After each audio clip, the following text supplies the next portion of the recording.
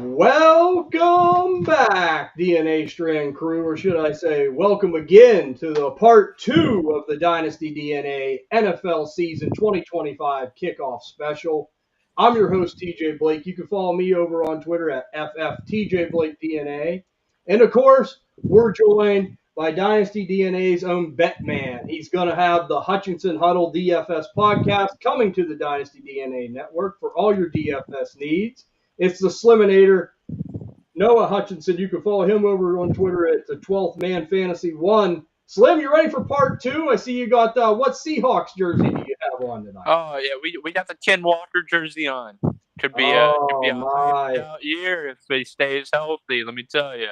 Oh, my Lord, Slim. I would support a lot of jerseys. That one, no. I got to get you some new threads. I got to get you some new gear from the Seahawks. We got to get rid of that Kenneth Walker jersey. You need to get him a Torrey Horton jersey. Oh, Ty says a Torrey Horton jersey. I think Slim would like that. That would be nice. I tell you what I've really looked at. I've looked at an Amana. Yeah, I'm gonna butcher the last name, but Amana Warrior. That's how I say it. I'm really thinking, getting those rival jerseys. I want to get one of those, so that's kind of what I'm waiting on too. I like it. Well, we're also joined by the guy that walked into an alley with an alley fight with Dan Campbell when he faced some Vikings, some Lions, and some Packers, and some Bears, and they all walked out. It's Teixeira, Justin Tessier. You can follow him over on Twitter at Teixeira91. Teixeira, how are you doing this evening? Ready to melt this glazier. Ready to go. Yeah, and Wiz will be joining us. He's just sandbagging right now. I think he's worried. You better. I think he's worried. He knows Bob and Teixeira are here to attack him on his Bears takes. But we're also joined by the guy that's got more culture in his little finger than the whole city of Cleveland and Jacksonville. It's Big Bob Helfert. You can follow him over on Twitter at Big E Fat Bob. Bob, how was the vacation? And are you ready to talk everything NFL here? Vacation was fantastic. A lot of relaxing and hot tub and pool and blah blah blah. We went down south a little bit and it wasn't warm enough, so we did hot tub a lot. So it was great.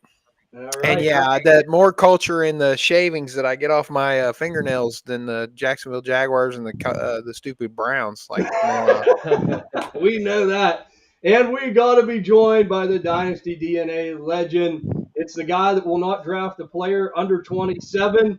He's got his over-the-hill gang, as I like to call him.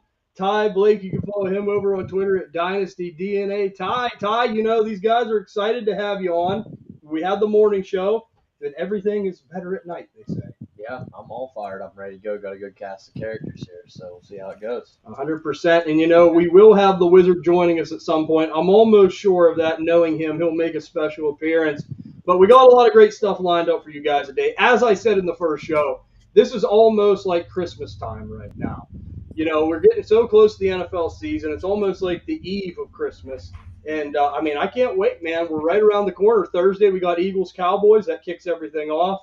We're going to be starting all kinds of great stuff up again over at the Dynasty DNA Network. Saturday's coming back. Slim's going to take care of the DFS stuff. We have the deep dive. We have the triple threat show. We have from whistle to whistle. We'll be with you guys every step of the way. If you guys haven't yet, you got to join the Dynasty DNA Discord channel. That thing is popping right now. It's absolutely free. Go over to our Twitter page at Dynasty DNA _ at the top of the page. There's a link. You can click on it. Join for free. We'd love to have you.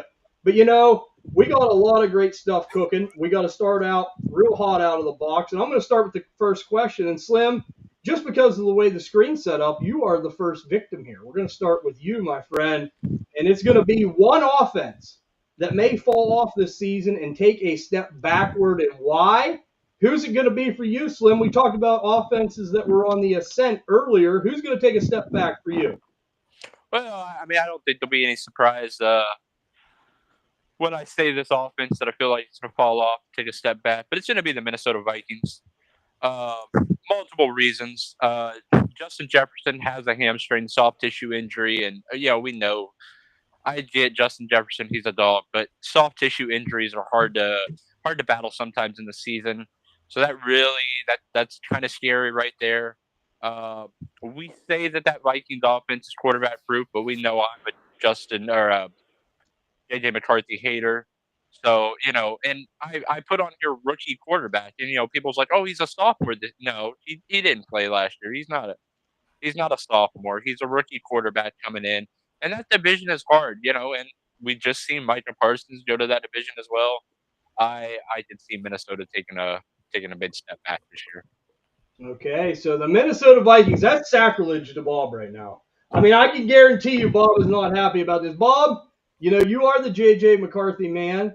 Slim is already attacking your Minnesota Vikings. What do you have to say about that? Well, I was debating whether I was going to jump right in, but I'm like, I'll just let him talk. Let him talk. Like, I don't understand how Slim. I mean, yeah, it's like he did say key words like J.J. McCarthy might have a problem in season. We haven't even started that in season yet. So what are we worried about? I'm sorry, not J.J. McCarthy, Justin Jefferson. We're not even in season yet. So who cares about that hamstring? Yes, he's nursing it, but do you think that guy needs any time to get ready? No. And then on top of that, like, yes. I think that the system's QB proof. I'll be glad to be wrong, and we're going to hear a lot about J.J. McCarthy in this show. So, yeah, we can just roll on, or we can keep going if we want. Okay, I like it. And we have some comments. Jakey D says, here we go, Steelers. I concur, Jake. We all concur here. I know these guys will at least support me a little bit there. We have Go Birds from Nicholas Moraine. He's obviously an Eagles fan. And we have Dynasty Dog Mike saying, we want Wiz. Why do we want Wiz? He's just going to disrupt everything. Come on, Mike. And he said, TJ put on a colored shirt. He means business right now. Exactly. Oh. Exactly. See, everyone wanted me to put on a jersey. It's like, it's all business. All business. So we're going to go over to the next person, and it's Tashara. Tashara, I know you're a Viking fan as well. That probably did not sit well with you. Slim already getting hot right off the hop here, going after the Minnesota Vikings. You are a Lions fan first and foremost, but I know that you at least give a little bit of love to the Vikings. So yeah, the NFC North's my territory. Yeah, that's your territory. But who is the offense, in your opinion, do you think is going to fall off this year if you had to pick one? Well, this one might be a hot two for you guys to handle, but the reason is being I have the Tampa Bay Buccaneers. They were highly efficient last year with their play with Baker Mayfield and Mike Evans and salvaging the other receiving cores with whatever Kate Otten was doing and Godwin going down. But Tristan Wirfs is going to be a significant that offensive line and for field to maintain protection to get the ball out to Abuka Evans in the passing game. And I'm not sure Bucky Irving is going to take a step forward in his development in his running game, or if he can get any higher in his fantasy performances this season, still splitting the carries with Rashad White, potentially Sean Tucker, because it's sounding like coming out of camp, the preseasons, they really like him and want to get him involved. So it might cap his fantasy performances and what he's able to provide for us and our expectations and our hype for him for the dynasty season. And the Tampa Bay Buccaneers last year, I was just looking before we get they were a top 3 offense in the league, and they were successful on over 50% of their third downs. That's keeping drives going. That's maintaining the ability to put points on the board. And if they're not able to sustain drives and keep the offense on the field, I think their offense, as well as their defense plays, will take a solid step back this year in the 2025 season. Also, I'll also add that division is getting stronger. The Carolina's coming up. The Falcons are challenging them, and the Saints are still in the dumpster. But that's neither here nor there. That's what I have to be Buccaneers as my step back. I'll tell you what, you guys are eating at taco with the fire sauce right now, the Diablo sauce. I mean, this is some hot stuff. But I mean, look, you're talking about an offense that, I mean, Baker Mayfield, we were very happy with what we've seen. We're really glad that he's really taken that step like we thought he was definitely capable of doing. He fits this team well. But you're right. I mean, to share in a way, maybe the only way is down a little bit, right? So, I mean, I can agree with you on a little bit of that. Slim just hating on Bob's Vikings. I know that just put him in an ornery mood. So he's coming up next. Bob, I know, here you go. You get your shot. You love to take your shot at some of these franchises. And who do you think is an offense that's going to take a step back in 2025? Well, this hurts my heart. And, Tara Scher is wearing that Detroit jersey, so I kind of feel like I'm stabbing him in the back a little bit. But I can't see how losing Frank Ragnar, losing all their pieces, doesn't hurt the Detroit Lions. I mean, slightly. And I'm not talking, I mean, but we're talking about the best offense in the league last year. They're going to take a step back. I think Buffalo or Cincinnati ends up jumping the ship, and coming up. But I just, Detroit's really good. They're still a really good team. They're still really going to provide a lot for us. But I just don't think they're going to maintain what they put together last year. And that's the step back I think I could take. I figured I'd go all the way to the top, and I love the Detroit Lions. I mean, like, I've got jerseys, our shirts and things like that. So I'm not like saying that jump off the ship, but like literally don't expect what you got the last 2-3 years. They're going to take a step back. So to share, is that fair to you as a Lions fan? I Look, but respect that take. Yeah, I agree. yeah. I agree. I think it's like the Buccaneers, where it's just like not much to go up on that they could take a step back and take down and come a little bit. A means to regression kind of a thing, if that makes sense. Where it's like you overperformed, you did so well with what you had last year that unless the perfect storm happens or the perfect scenario happens again, it's not going to be as productive as last season. Yeah, I tend to agree. I mean, look, and I kind of feel stupid when I give mine. You guys have come out swinging for the fences here. We're coming with a heat tonight, TJ. It's after dark hours. Yeah, that's what I was saying. It's getting real hot here after dark. But we got some comments in the chat. A lot of Eagles fly. A lot of Eagles fans in there. Hello, Seattle Seahawks, Philip Hutchinson, Slim. I know that don't either. That's a family member. Don't tell me that's a burner. No, okay. That's all right. Dad right there. That's my dad. So yeah, All he's right. out there. And He's got your sadly back. enough, a lot of the Fly Eagles fly, the Nicholas Moraine, that's my brother-in-law. I didn't Okay. realize I got so many Eagles fans in the family that I married into, man. You got Mike happy somewhere. And then Jakey D says, I have one question. How in the heck is there no Mountain Dew on TJ and Ty's table? I know. That's a good question. I have a headache right now, too, because of this. Yeah, I mean, caffeine. Is its name TJ? Did you What's name that? the headache TJ? Yeah. And we also have a comment in here. Man, the Saints are just not getting the love they deserve right now. We got someone sticking up for the Saints, and you know what? Hey, man, you got to have your team's back. Hey, you got to respect it. He's staying loyal. Jack Gray says to share, keep that NFC North Viking Bears rivalry alive. He loves that NFC North territory. But Ty, the floor is coming over to you now. This is a hard act to follow. Well, it's going to get even hotter in here. Is it? Oh, hell, I love to do this. Oh, okay. Can I guess? Do I want to guess? You can if you want. I'm going to say you picked the Commanders. Okay.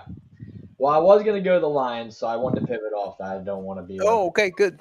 But and again, my analogy for that is they're not going to drive off the Grand Canyon. It would just be like a 10-foot hill. Like it's going to go down a little bit, but it's not going to be horrible. Right.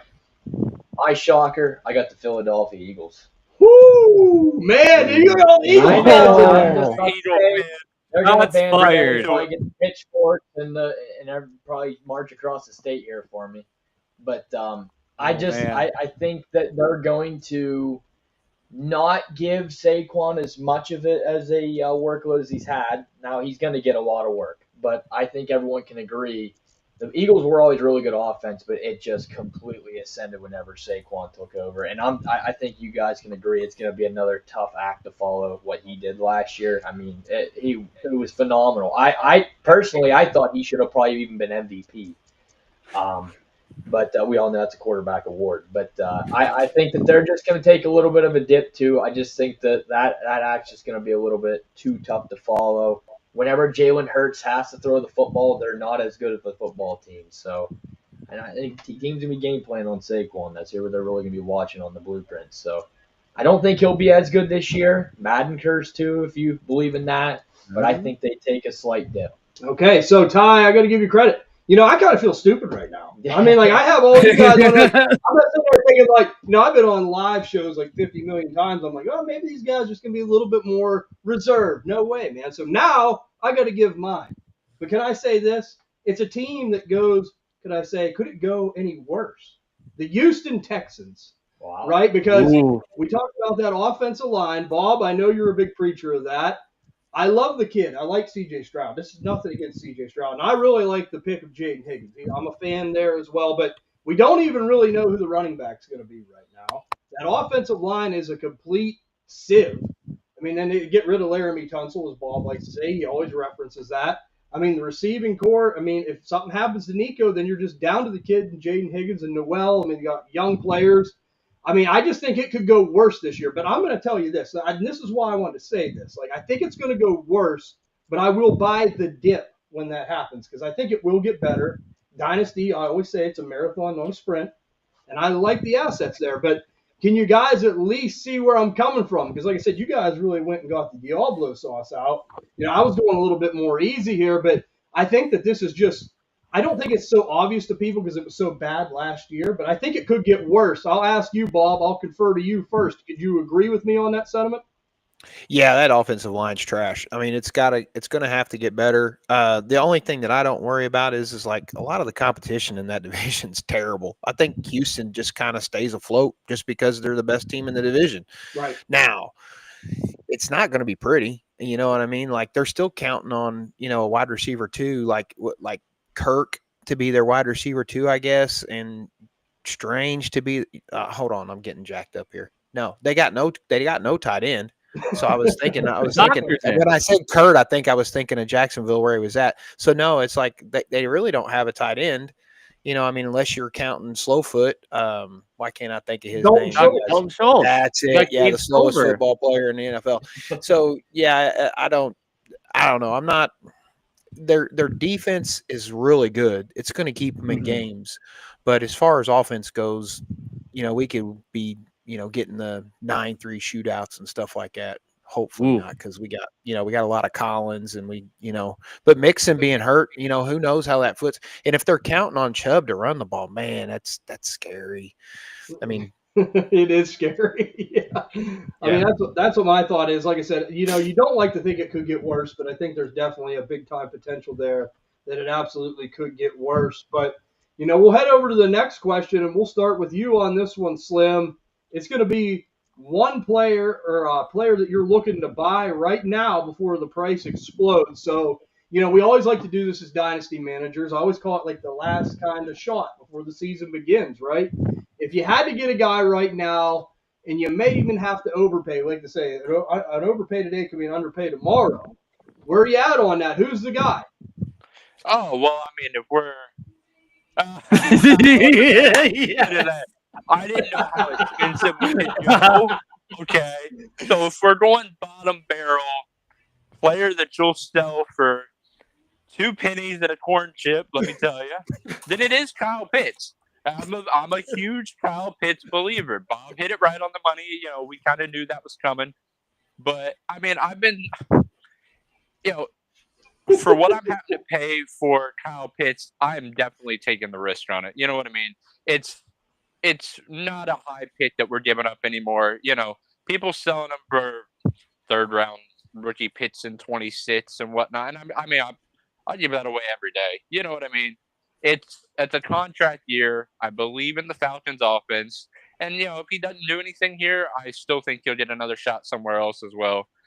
But if we want to go with a higher end option as well, which I don't mind, I've traded on pretty much every team that I can for Marvin Harrison Jr. And I know it's a guy I brought up earlier too, but I love buying Marvin Harrison at his dip right now.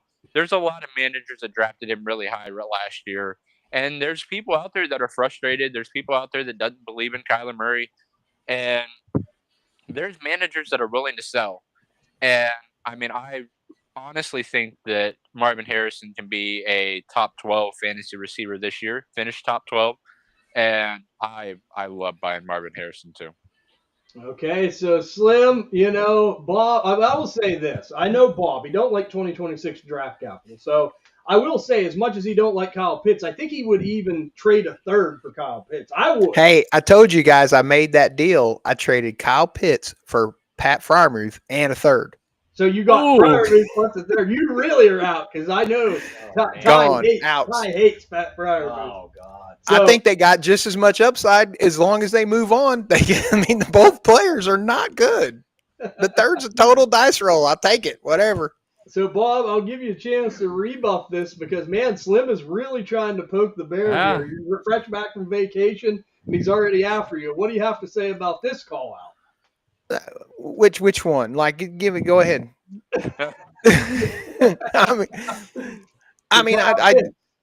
Yeah, Kyle Pitts is fine. I mean, he absolutely nailed it on the head. It's his next situation because whatever it is, he's sour. He's just sour in Atlanta. Whatever it is, they don't want to target him. I don't know if it's the offensive scheme. I don't know if I really think he's a player that he's not capable of playing wide receiver, and that's the best position he needs to be in.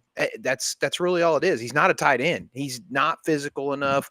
He's not that guy. And I mean, like, I think if he landed, in the optimal situation of Andy Reid's, home, sure, like that would be, if he replaces Travis Kelce, then to the moon Kyle Pitts, I bet. But I mean, it'd take him having to want to play. I mean, there's the tight end camp. Did anybody see Kyle Pitts at tight end camp? I mean, I didn't watch the video, but if anybody saw him at tight end camp, I'd be surprised because I don't think that's what he wants to be. I think he really wants to be a wide receiver, and he's not the right guy for it. All right, so Slim got his call out. He got his boy in there. He's already pestering Bob. Bob, you got to come back with something. Don't worry. I'm sure he's got some call outs coming. I know Bob like the back of my hand.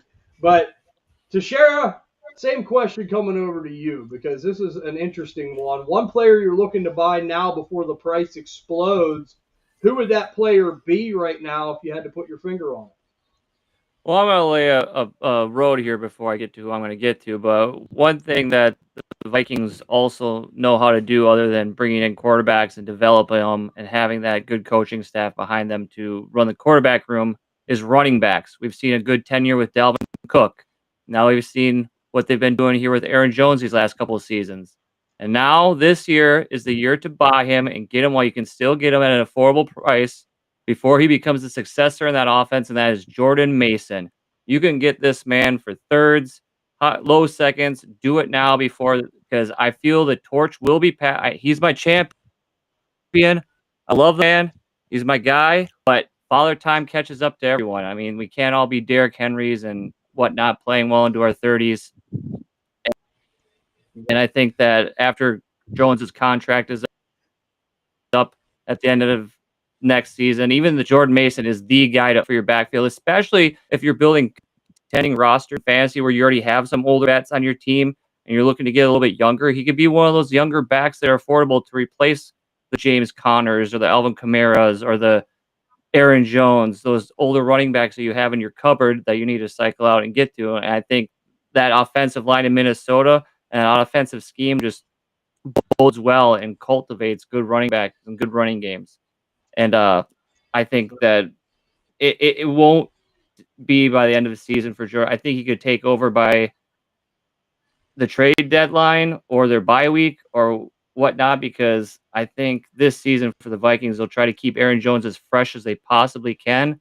And then they're going to lean on Jordan Mason, and he'll be a solid piece to have and a desirable asset going into the 2026 season if you miss out and don't get him this season.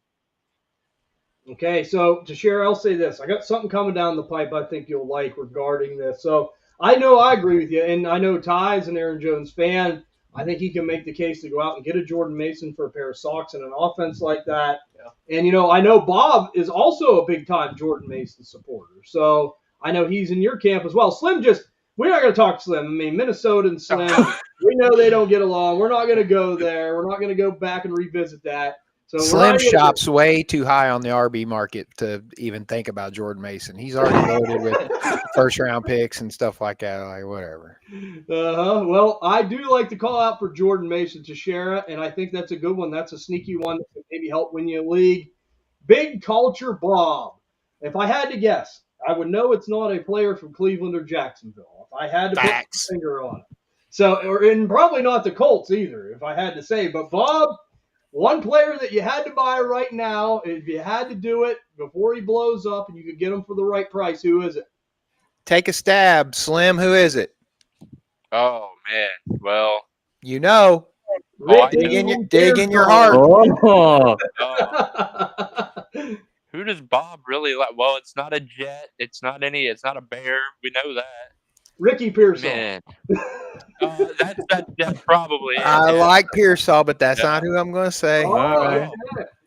So we're talking about blowing up, right? So what's the hottest commodity in fantasy football, really, right? You're running quarterbacks, you guys that are mobile.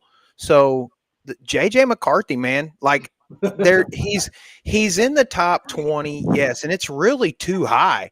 But there's absolutely no reason for me to believe that in this offense he's not going to be super mobile, and everybody loves that. Whether or not if he ends up in the top 12 with some mobility, he'll shoot to the moon in rankings. Even if you don't believe at that point, trade him, because you're going to be able to get a whole bunch for a guy that's mobile in that offense. I mean, I don't even know if I believe in him as much as I make it sound like I believe in him, but like legitimately, like there's no ascension that can't. I mean, I just don't see the ascension not happening. It's crazy that O'Connell's just a genius, and he picked this dude out of it.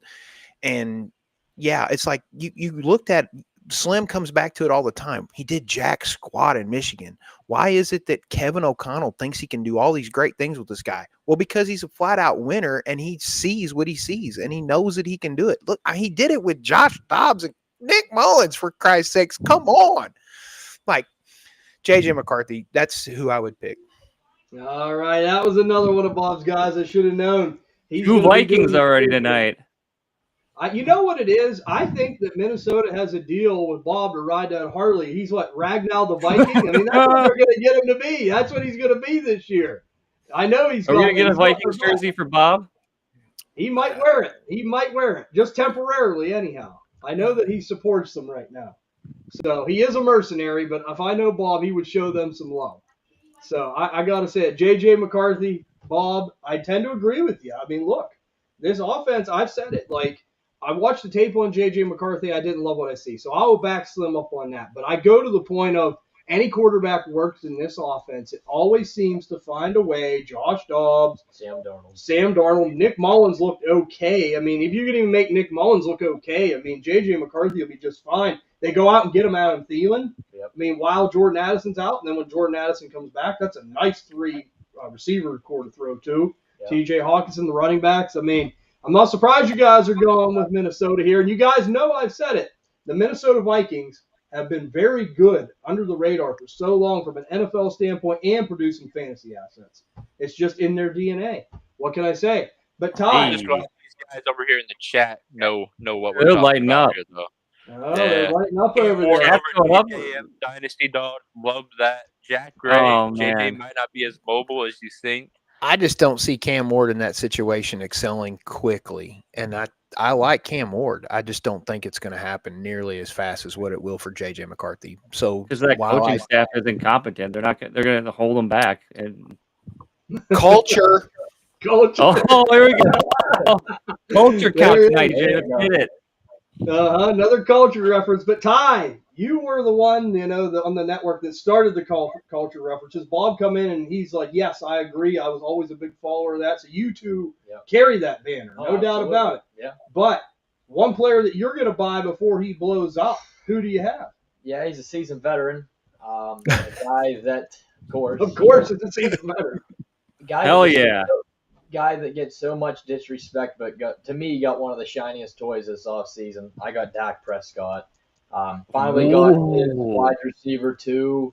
I take what you want on KTC's ranked quarterback 22. I think that's pretty low. I think he's a little higher on people's boards, but for a quarterback too, I think he could be a league winner this year. Obviously, they have no run game. I mean, whenever your starter's Javonte Williams, you're in big trouble. So they're going to be airing the football out. Don't forget about Miles Sanders.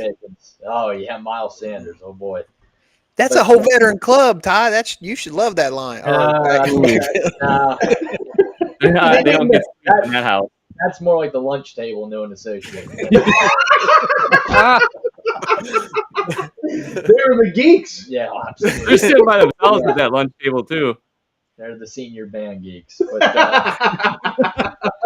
getting ruthless tonight. Absolutely. But no, I got Dak Prescott. I know Cowboys been getting a lot of flack, so maybe this will cheer up a couple Cowboy fans if they're watching. Obviously, it's been a pretty tough last week for them. But I think Dak's really going to ascend this year. He's finally got that wide receiver, too, in George Pickens. Obviously, CeeDee Lamb's one of the best in the league. So they're going to be airing the ball out a lot. So I'm going to say Dak as a quarterback, too, could be a good league winner. So let me say this. On the first show, if you listened, I put Dak Prescott at 5 in the top 5. Oh, wow. So I am on the same path as you. Now, like, will he get that high? That's, remains to be seen. But you got to think of it. Everything you said, there's no defense on this team either. Mm-hmm. I mean, it's going to be a lot of throwing the ball. I mean, it's terrible, but it could work out for Dak. Kurt Ferguson's going to have a revitalized career. And who also talked about Jake Ferguson as low end buy. I think that a lot of these Dallas assets outside of the running backs, the band geeks, I think that they're all good buys from a dynasty standpoint, and especially if you're contending, right? Not so much maybe for a rebuild, but if you are a contending team, you want some of these assets. So I agree. I really do like Dak for this year, but it's past that scares the bejesus out of me. But like I agree with this year. Yeah, he's a crusher this year. I think it's an odd number year. Odd year. We talk about it. That's what we say. And, Mike's already given you crap, Ty. He's going after you on your Dak call-out, just like the Cam Ward call-out. He's an Eagles fan. So.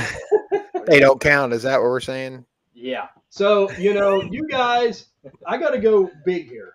You guys went big on the last one. You have to swing for the fences, TJ. Come on now. I'm swinging for the fences. This guy hasn't even played it down in regular season football yet. But I am a believer. It's just like the song, I'm a believer. It's going to be Travion Henderson, running back, New England Patriots. Look, I talk about this. Sometimes you got to pay the piper. Right now, I'm willing to pay the piper. Bob talks about 2026 draft capital. I'm not a fan of it. I would easily trade 2 2026 firsts for Travion Henderson right now if I needed a running back, because I think that he is a guy that towards the end of the season especially, I could see him really being explosive. I think that he is going to get weaned in a little bit, but, Dynasty Dog Mike made a good point. Like, they have no explosive weapons on this team, really. They got to rely on somebody.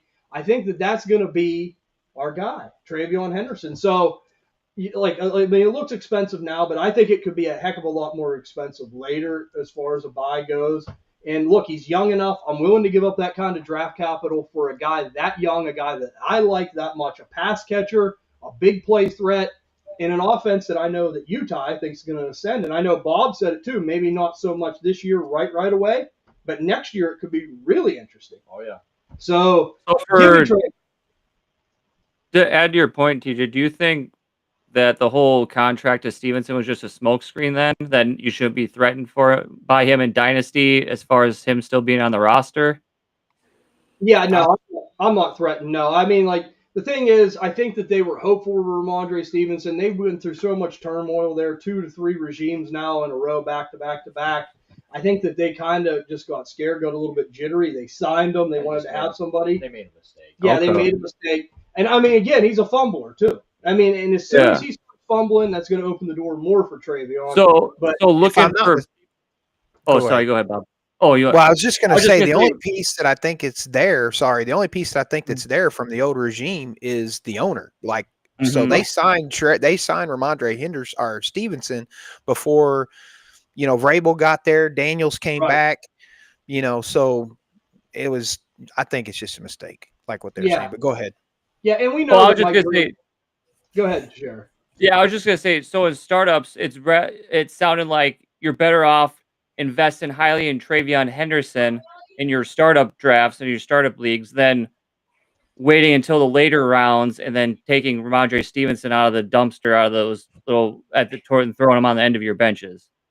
Right. Yeah. 100%. Like, I would much rather do that in that instance. And I do think that he's going to get involved and he's going to be a big play type of guy. That's what we expect him to be. That's what we want him to be. And I think now you got to get him, or I think the price explodes even more. Mm-hmm. Oh, yeah. That's why I say go get it done now, because I think you don't want to play around with that. But now, we waited through the waters. Now we're wading through the cow manure or should I say we're wading through the dog water, to use one of Bob's references. Yeah. We're going to go for one player you're looking to sell before it's too late. So we wanted to talk one player we wanted to buy. Now we're talking about one player we want to sell before it's too late. Slim, we're starting off with you. You're batting lead off. Who is that player for you? All right. Well, one player to sell before it's too late. I'm not sure that that's exactly what I got from, I might not have read the whole text, honestly. I thought we were just selling a fantasy player that we had that is bringing a lot of value. So, obviously I'd sell an older guy, but I'm just going to go with the guy that I wrote down, and it's a Mecca Ibuka. and that might shock some people. So that's why I said I don't think I read the question right. But I'm going to read off some of the trades that have been happening for a Mecha Ibuka, okay? Okay. All right. Okay. We'll give you Mecha the Ibuka benefit of the doubt. and a 27 first got an Amon-Ra St. Brown. Wow. A Mecha Ibuka and a 27 third got Garrett Wilson. Yeah, give me both of those deals. Mecha Yeah. Ibuka and a 27 first got JSN and a 27 second. That's closer, but I mean, you can make a These are case. all great. A Mecha Ibuka and Jameson Williams got Puka Nakua. Yeah. I mean, Mecha I love Ibuka, 27 second, and Mark Andrews got Brock Bauer at a tight end premium. I'm not doing any of those. So, like, yeah, I get, he's going to be good. It's going to be, he's going to be next to Mike Evans. Chris Godwin is not healthy. He's not going to be there. But, like, we've almost adjusted the value too much. And I'm an Ohio State guy, and I love a Metro Ibuka. I really do. But we've adjusted the value too much at this point. And if you can go out there and pair one pick with Ibuka and get a top 5 proven asset like Amon-Ra, I think Garrett Wilson is really, really good this year, getting paired back up with Justin Fields. JSN, if you can go out there and get one of these guys that is proven, that they can actually ball out in the NFL, I feel like we're almost too high on Ibuka at this point not to do some of those trades. Okay, so I will give you credit, Slim, because you come in with that, and it's like you're walking into a lost nest. So I give you credit for having proof of things like, yes, I agree. I would make all them trades. And I am an Emeka Ibuka fan. But, yeah, if I could get an elite top 5 proven guy like an Amon-Ra St. Brown, I will make that move. But my thing is, I look at Emeka as more of just that solid wide receiver 2. He's going to be the guy that, like, you're going to love to have as your wide receiver 2 or in a flex constantly throughout his career. It's going to be tough for him this year because I've said it. Mike Evans is still the best receiver on that team until you prove me otherwise. Like, that's just the way it is until I see it. I mean, I know down the line we're talking Dynasty, but I'm just talking this season. I want to see it. But, I mean, I do like the player. But, again, saying that, he isn't a player that we don't believe in. We believe in him. We believe in him a lot. So we're not saying sell before it's too late, but you're saying take advantage of the value. Right. Yeah, the value has just gotten way too high for me. Like, I mean, there's even other ones on there that I skipped over, because like all of those were like today or yesterday trades that happened on Keep Trade Cut. So you can go on there and go on their thing and, see trades. And a lot of these happened and, they're not 8 or 10. They're 12-team leads. 12-team leads, start 10, tight end premium. Like a lot of them are super flex leads as well. So like those picks are going to be valuable that you're getting back too. If you're getting a pick back or there's even one where they traded a 26 first, 27 first, Ibuka, and got Justin Jefferson and Travis Hunter. I don't know if I love that one, but you're still giving up 2 first for Jefferson and then Ibuka or Hunter. You can kind of take your pitch on that. I don't love that one as much, but there is some of them on there that are like that as well, where it's just like, there's many of them on here that I'm just like, wow, his value has gotten pretty high. And I just think it's, a lot of people like to sell older guys to teams. Ibuka's a guy you can sell him to any team out there too. If you're selling him to a team that didn't finish real well last year, but he thinks, he wants young assets, but he's got a guy like, St. Brown and he's looking to just get younger, that's a shot that you can take and you might be able to get a trade done based on some of those trades. Yeah, and I like that. Yeah, I mean, like I said, you made a lot of good points, Slim. That is definitely fair. And, it's good to check some of these players' values because, like, if you are contending, a lot of them moves make sense to me. So, I mean, I can at least appreciate that. You backed it up with a little bit of good substance there. But to share, we're coming back to you. One player to sell before it's too late. And I know I can't wait for Ty because I'm sure this one will kill him when we get there. But who's that? Everybody buckle up. Everybody put their big boy pants on and get their belt all strapped on. Because Slim took a lot of the good points that I was going to bring up here with this player as far as the value goes and the youth and the age and the offense that they're in. And my top player for you to sell right now before the value bottoms out, Caleb Williams. The hype behind this man is absolutely absurd, absolutely ridiculous, and absolutely unwarranted. Wait a minute. Someone's got something to say about that. Who could it be? Oh, wait a minute. It's There you go. Williams. Let's go. You heard me say. I'll even say it Williams. again. Tell him now. Caleb Williams. Get cash out on all that hype. Cash out on all that false value. Cash out on all those hopes and dreams and unproven this and that. Because right after this season, his value will never be as high as it is again right now in the offseason. Because if the Bears defense, if the Bears offense fails this year, his value tanks and it bottoms out. Because what is the excuse in Chicago if they falter or slow down this year? Are you able to get as much value for Caleb Williams in that next offseason if they start off slow this year or have a poor offensive showing? I don't think so. And I think I'm mostly playing this off of the perceived value of him, not like the actual like talent or ability purely, because he might be still a great quarterback, but the height, like it's just like the stock market. You got to play it while it's hot. And then I think you can maximize his value to its full potential this offseason before it can potentially get ugly. Okay, is where I'm coming. I will say this. I know what you're saying. It's a player that is hot right now that you could take advantage of. And we made this point a lot of times. Like, it's hard to sell a player nobody wants. So, at least Caleb Williams is a player that people want. Now, I am more on the hold Caleb Williams side. Now, Wiz, the Glacier Glazer versus the Lions superfan. We've been waiting for it. You got to give us a rebuttal here now that you entered the fray right into the boxing ring. Yeah, it's interesting, right? Like, yeah, your points make sense. However, right, if the past history repeats itself, right, there's another generational prospect. What was his name? Oh, Trevor Lawrence, right? Oh, there's an excuse. Horrible coaching. Urban Meyer. Oh, who did the Bears have last year? Oh, Matt Eberflus. Horrible coaching staff. Did not give him any sense of direction. Did not give him any sense of how to prepare for teams for the weeks going ahead, right? Got fired. Urban Meyer got fired, right? New head coach comes in. Doug Peterson went in over in Jacksonville. Now Ben Johnson's over here in Chicago. Oh, it's going to look better. And this is where Trevor Lawrence had his best season, if I'm not mistaken, is that first year he had with Doug Peterson, right? This could be the same thing with Ben Johnson. And then Trevor Lawrence's stock rose. And then he had a bad year, but they're like, oh, it's all right. It's all right. It's Trevor Lawrence. The name value alone held his value in there forever. And then he had his big contract come through, and then his value went back up again. And you could have sold him, and now you're kind of stuck with the bag with Trevor Lawrence now, and that's kind of where you're at, right? Like, yeah, you're taking a risk at it, but when you're taking a jab at these generational prospects, right, it's because they could be the quarterback one overall, right?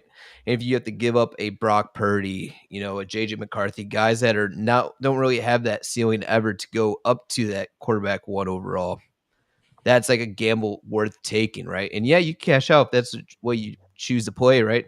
Dynasty, right? It's all about making risk, calculated risk. What is your threshold of risk that you're willing to take? If you're willing to go all in to get the next Patrick Mahomes possibly,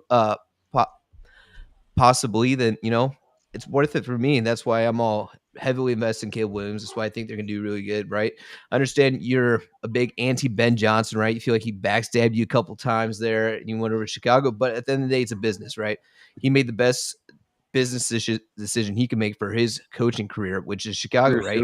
Good franchise around him. Not really great franchise, I guess. Big culture Bob's in here. I can't say good franchise around. He's over there like, oh, God. Name one coach that succeeded after leaving the Bears. That's succeeded after leaving the Bears. Well, Matt Nagy won another Super Bowl with the Chiefs, if I'm not mistaken. As a coach? Yeah, Wiz, you gotta give him credit. He was ready for that. I thought it's not a head coach, but I think not as a head coach, but he's somewhere on the Chiefs staff somewhere. Yeah, Matt Nagy's doing a great job running Andy Reid. Okay, but up until now, what have the Lions given for success until Dan Campbell came in? Right, you guys just started your guys' culture thing, and now you're over here like, oh, I'm the most superior team in the NFL. Like, look at me, I'm still not made it to the Super Bowl yet. Don't lie. You know what you haven't made it to the Super Bowl yet. Doesn't matter. So, Wiz, let me say 31 other teams haven't made the Super Bowl either.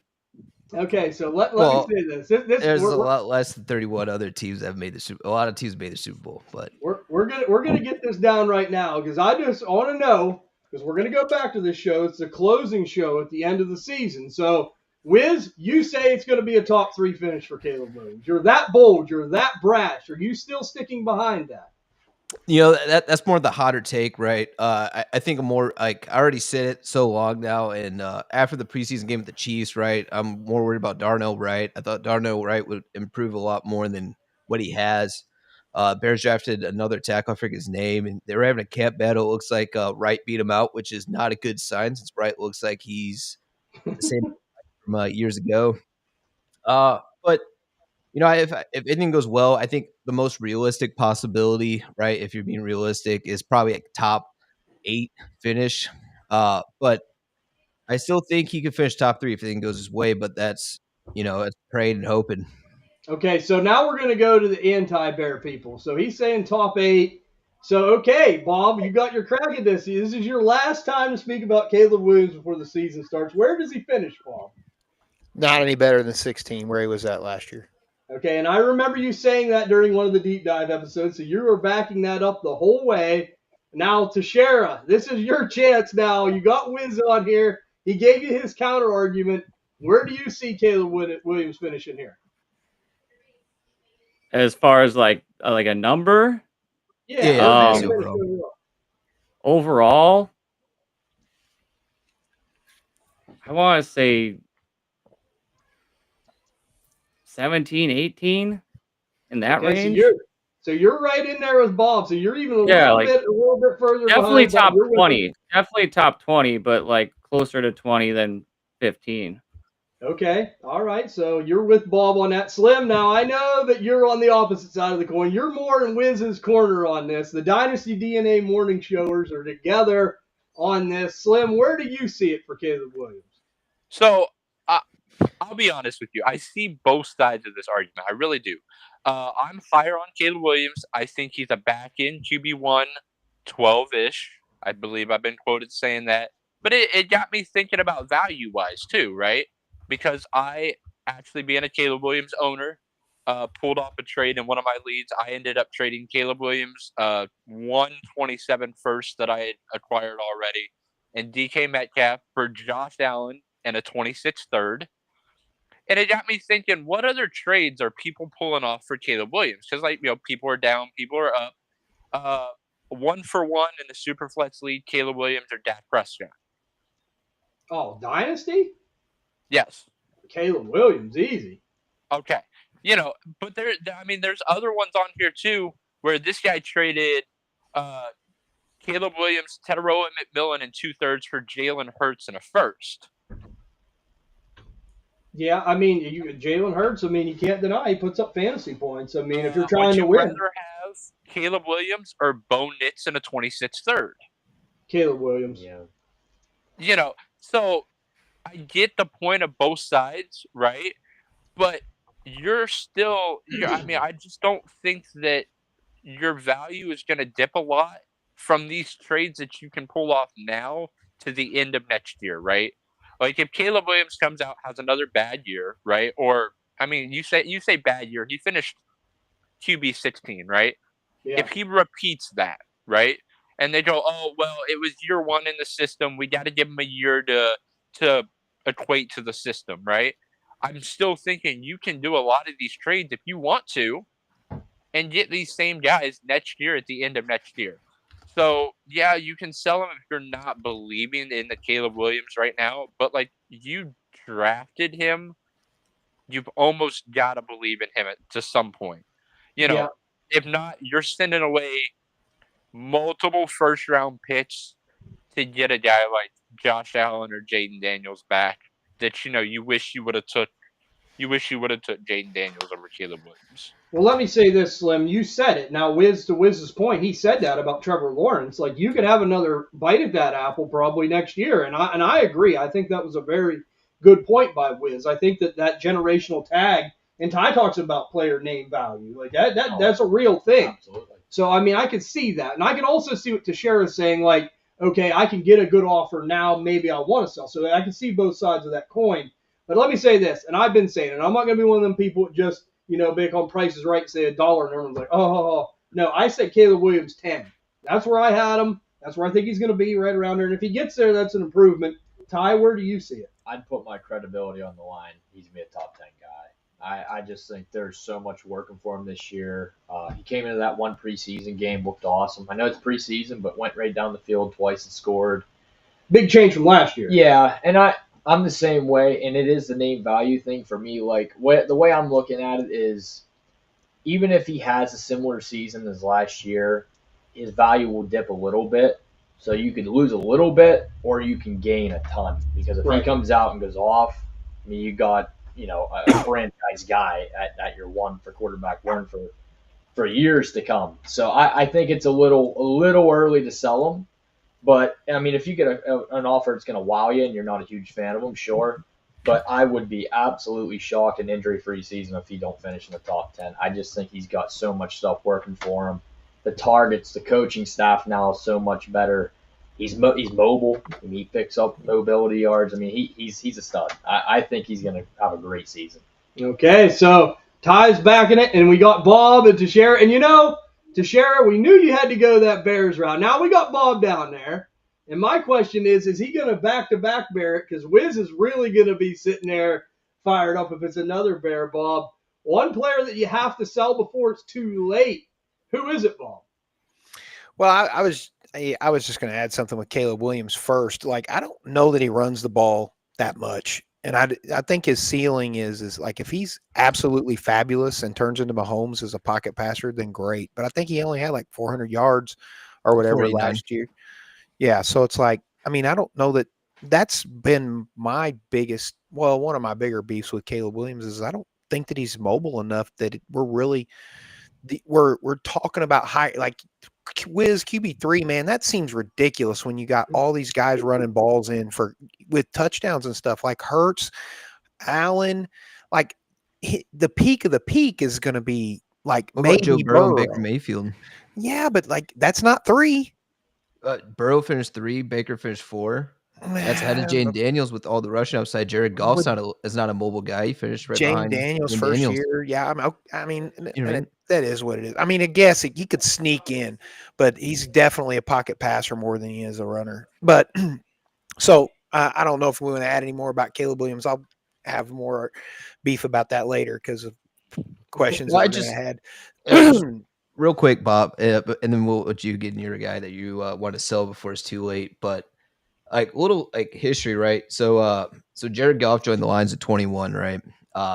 And that year he finished. I had it pulled up here, and I went back to go look at the different stats here. He went to a whole new situation. The only thing that helped him was the guy that drafted him went to Detroit as a general manager, and they brought him in there, and they had all kind of capital to put stuff around him. And the offensive line, Studley. That's the problem with Chicago. The offensive line is garbage. Well, I was going to say, so the year before you got traded to the Lions, right? He finished quarterback 16. And then with first year at the Lions, 24. Ben Johnson took over the year after in 22, and that's when Jared Goff finally got back into quarterback 1, right? This is his second or third time being a quarterback 1 at QB 10. And ever since then, he finished as a top 12 guy. So I'm just saying, right, Ben Johnson knows kind of way to scheme for quarterbacks, and I think he's doing something different in Chicago than what he did with Detroit, right? There's a lot more 12 personnel sets. I think that's what Caleb Williams strives with, is getting the ball to tight ends and just having the ball out quicker reads. So I don't know. Yeah, that's just what I want to say, that Ben Johnson is a smart enough guy that he tailors the offense to fit and mold around the quarterback he's in. And that's what made Jared Goff look so great. He went up and down in Sean McVay's system, but all throughout Ben Johnson's system, he strived and almost got him to a Super Bowl, right? And honestly, if their defense was, if you guys' defense was healthy last season, Teixeira, you guys probably would have made it to the Super Bowl and beat the Eagles, right? But it just, injuries happen. It sucks, but that's literally what caused you guys' meltdown in the playoffs. Yeah, and I will say this to your credit, Wiz, and to Bob's. Like, I think that is the biggest worry, the offensive line. You mentioned Darnell Wright. Like, that is a worry. I know Bob's concerned about that. Like, and I think that, I mean, you would even give you more the benefit of the doubt if the Lions' offensive line was just like the Bears. Don't matter, though. The good ones make it work. I mean, Patrick Mahomes has a crap O-line. Well, and that's why I'm saying, like, 12 personnel, right? Against some bigger guys, and there are a lot of play action, getting the quarterback on the move. And Caleb has shown that he's done that before in college, right? He's able to do that. and then I think it's going to be getting ball out quick on the line of scrimmage, which is going to help out DJ Moore. And I mean, I don't mean to keep glazing. We'll let Bob get into it because I could be here all day talking about the Bears. Yeah, I'm going to bring up Caleb Williams later anyway, so we can talk about more Caleb Williams later. Well, Bob, we know you got another heater for us. Who's on the chop block for you? So I actually wrote down two names, and I couldn't decide which one. And I know that I talked about one guy as a sell earlier, so I'm going to kind of let him slide because I still have more faith in that player. But let's talk about Devon Achane. Like, I think that he's still high enough and people believe enough in Miami. I know Slim likes Miami. He'll wax poetic ifs and buts, and it's just not. I don't think Miami's going to work out, and it's. Devon Achane, he's hurt again. He's lightning in a bottle when he's healthy, but that system, that team is just falling apart all around him. The offensive line's god awful. It might be the worst offensive line in football at the end of the year. And I don't think that anytime you could sell a running back, in my opinion, it's time to do it anyway. And I just think that he's going to fetch enough that at this point, he's still young enough. People still are high enough on the system that I think you can still get a pretty good haul for him. And I love that call out. And I believe, Wiz, we talked about Devon Achane as well in the past, and we see it. I mean, even like Jalen Wright, we had high hopes for him. He's injured now. I mean, and everyone's like now thinking Ollie Gordon's great. Like, they're willing to give up stuff for Ollie Gordon. Like, I've gotten so many trade messages like, should I do this for Ollie Gordon? Like, no, I would not give a used pair of socks for Ollie Gordon. I mean, he might have a few flashes in the pan, and then he'll be gone again. So I like the Devon Achane call, Bob. I think that's a really good one. And yes, this is an offense that's in the decline a little bit, so I can tend to agree with that. Wizard, this is your first question you get to talk about here. A player that you're going to sell before it is too late. Who's it going to be? Oh, man. It kind of sucks. I didn't really prepare for this one. I just shoot from the hip here. But I was going to go in Miami as well and say Ollie Gordon's the guy I'm trying to get out on right now, especially after K Grizz was in the Discord. He sold Ollie Gordon for Calvin Ridley in a 27-second. Oh my god! Wow! I was like, he asked him, and he was like, "Should I trade Stephon?" I got offered Stephon Diggs. I was like, if you're contending, I'd probably do that. Take Stephon Diggs or Ollie Gordon, right? Yeah. But since Bob already tackled him in there. I feel like I have to go somewhere different, kind of swerve a little differently. And man, this one, man. All right, we're gonna go TJ Hawkinson here as a guy I'm gonna get out on. I know, Bob, you're a little bit higher on TJ Hawkinson, right? But my whole thing here is it brought Adam Thielen back, which I think it does not hurt Jordan Addison as much. Justin Jefferson is not as much. I think it's going to hurt TJ Hawkinson, right? Adam Thielen's, he's towards the end of his career, right? Everyone kind of knows it. And he's a guy that plays close to the line of scrimmage. He's a guy that gets open in those short yardages, and I think that's going to help take away from TJ Hawkinson.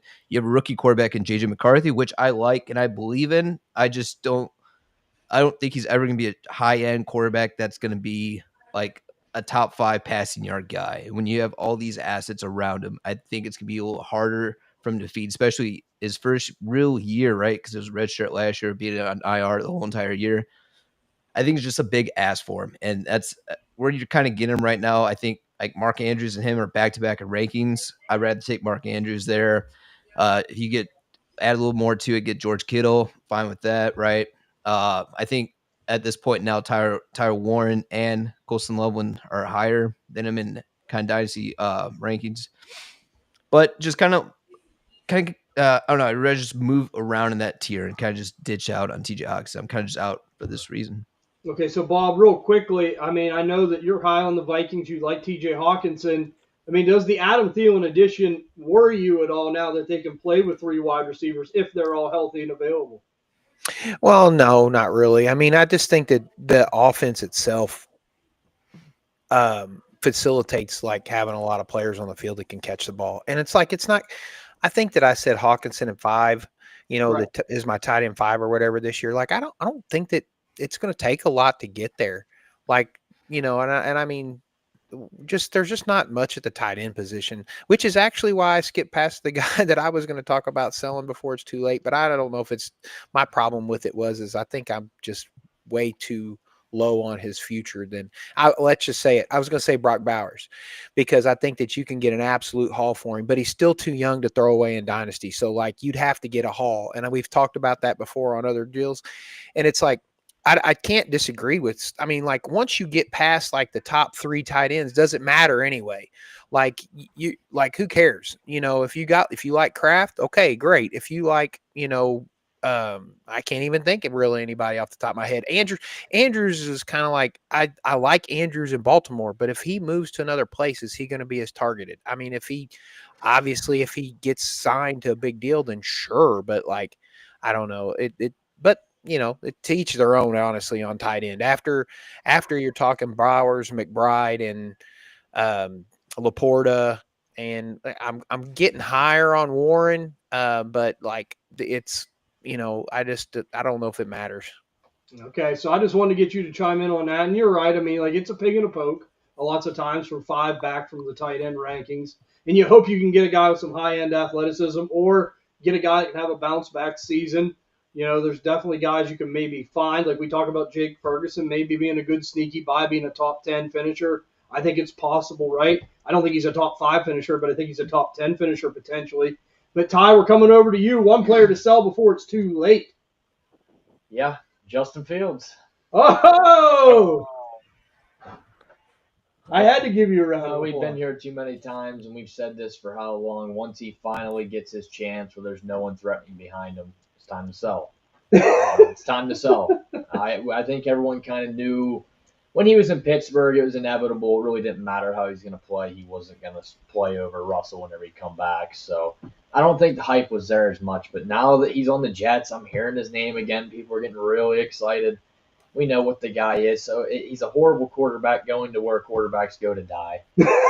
I mean, it's a match made not in heaven, but match made in hell. Really, it's gonna be bad for the Jets this year. I mean, hell, Aaron Rodgers couldn't even make it work. I know he's older, but he's one of the greatest quarterbacks ever to play the game. He couldn't make it work. Nobody can make it work there. And if you think Justin Fields is going to come out and win them football games, you got another thing coming. This is a culture reference. Oh, it is. It absolutely is. I mean, they haven't had a quarterback since Joe Namath. I mean, it's going to be bad this year for the Jets. So let me say this. I'm not going to let anyone chime in on this because we might mention Justin Fields later again, then we can really get into it. So we got to keep everything moving. But I knew you'd have to go with one of them people. Well, I've said this for how long? Whenever he finally, it's almost pretty much his last chance. If he comes out and looks horrible, this could be it. It gets hurt or gets benched. It could be it. I mean, it could be CFL next year. So okay, so let's go over to mine so we can get to the next segment. My player that I'm trying to sell before it's too late. I said it all off season. And Slim, you happen to be wearing the jersey of the guy that I am talking about selling before it is too late. Kenneth Walker. He is the wolf in sheep's clothing. He is a guy that everyone keeps getting sucked back in on. Everyone's excited about this offense. And, it is a running offense. But Slim even talks about Kenneth Walker and the frustrating parts of his game, trying to break a big run when he should pound it up in there and get a couple yards. And, sometimes with the injuries, it's just inconsistent. I'm not falling back into this trap. I'm not saying he ain't going to have a couple good games because he's a boom-bust player. Like, he does that. I know. I roster him in a couple leagues, and I can't sell him. So it is very tough. I mean, if you can get a first right now, especially a 2027 first, all day, I'll pack his bags for him. He's gone. No problem. So, Slim, I know I just had to pull your heart out a little bit there going with the Seahawk player, but I just cannot fathom all this love for Kenneth Walker. Like, he's the most he lets people down year after year.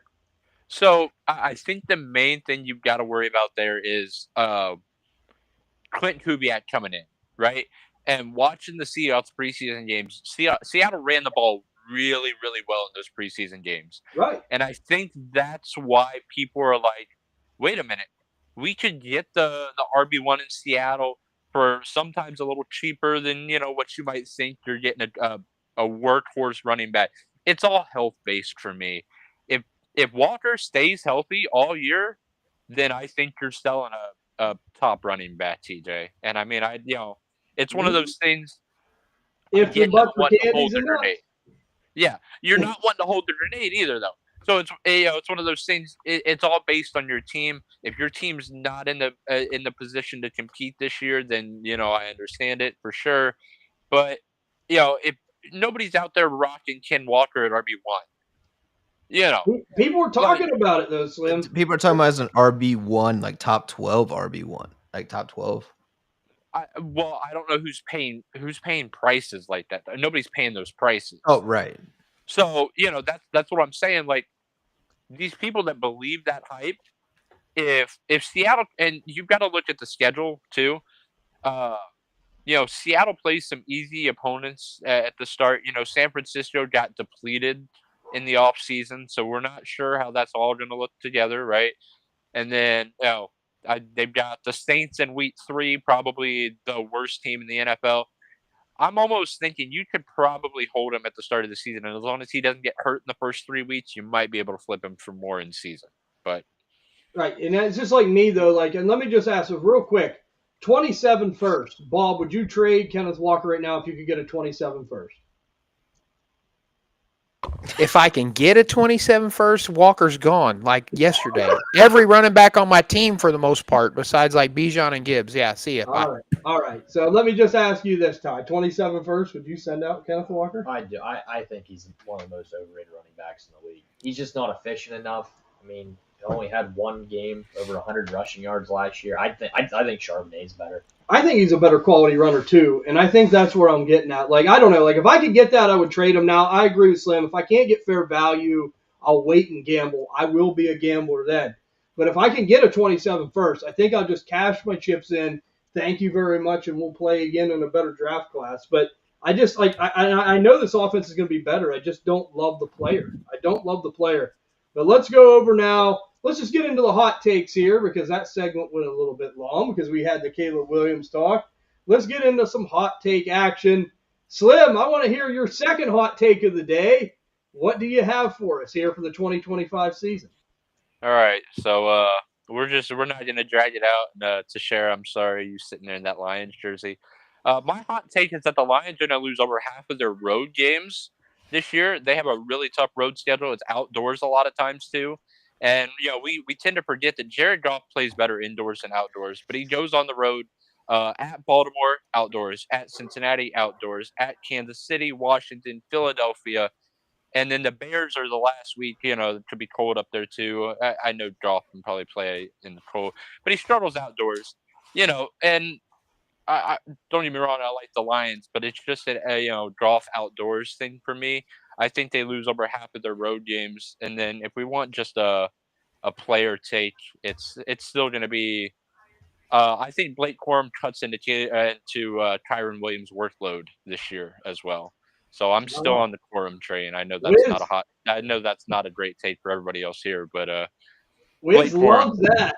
Wiz, just look at Wiz. I'm a big Blake Corum guy, and that says a lot being an Ohio State fan, him coming from Michigan. But it's something, Kyron Williams gets all that work. It takes one injury, and I think Corum is the best running back in that backfield behind Williams for sure. So I think he gets some work. So let me say this. We won't let Wiz get too after you about the Blake Corum thing. We knows how he feels. He's shaking his head right now. But let me just say this. Teixeira, I will give you a minute to defend the Lions here against Slim. Do you have a counter argument against them here? Well, he's absolutely right for the 2023 Lions. Do you want to pull out your phones and see the record for the Lions in 2024 on the road? Yeah, they did a lot better. Anybody? They did a lot better. They're undefeated on the road. They're undefeated. In domes. In domes, though. Were those in domes? That was the big thing that I was big on Jared Goff last year because he only played 3 games outdoors. He's a way better dome quarterback. He's a way better dome quarterback than he is an outdoor quarterback. That's all I'm saying. Historically speaking, yes. We had to get that going. You know he's what? He's an indoor cat. He's not an outdoor cat. Yeah, he's an indoor cat. Slim. That's right. But let me say this, Teixeira. I still think the Lions will somehow pull that division out. That's okay. That's okay. When the Eagles won their Super Bowl, it was a year after they lost their coordinators. That's a good point, Teixeira. That's a good point. Now, we're going to come over to you. You got a chance. What's your hot take here for the 2025 season, part 2 for you, my friend? Oh, mine's not probably as spicy as a lot of you guys are going to have, but I think Deebo Samuel outscores Terry McLaurin in fantasy this season. And that Washington Commanders offense. Wait, you see yours is not hot or that No. spicy? Nah. That is, I like it. I It like shares it. over your munch on chili pepper, ghost peppers all the time. Dude. That's not Taki chip challenge, whatever that is. Yeah, the Pocky Chip Challenge. The one chip challenge. The one chip challenge. I like it, Teixeira. All right, so Teixeira back in Debo a little bit here. Okay, Bob, hot take from you. What are you rocking with? I don't know. Does it have something to do with one of your teams? Honestly, I pulled this one completely out of my butt, but it has a little bit to do with the anti-one player take over more than the other player take. But with Daniel Jones coming in at quarterback in Indiana, which is garbage. I'm not going to deny that. It's total garbage. But he will target the running back. So I will take Jonathan Taylor outscores Ashton Genty this year because Genty's in a dog water team that's going to feature Brock Bowers and it's going to feature Jacoby Myers. Then they bring in Amari Cooper too. So we're adding more weapons and the offensive line's terrible.